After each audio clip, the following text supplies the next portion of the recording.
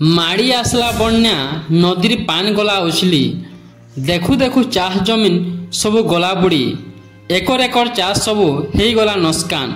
हाँ आज्ञा माने एंता दुखर खबरटे आसीछे लगातार वर्षा जोगु नदीर पान उछली करी चाष जमीन के पशि जाइछे। ई घटनाटा घटीछे बलांगीर जिला बंगमुंडा ब्लॉक सिंदेकला अंचल रे।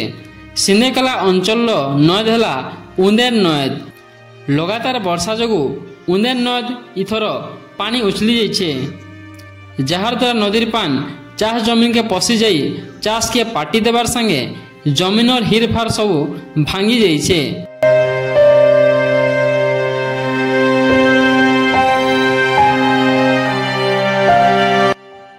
उंदेर नद के लागी करी रहिथिबार गाँर चाषी मानकर चाष विशेष करी क्षति होइछे।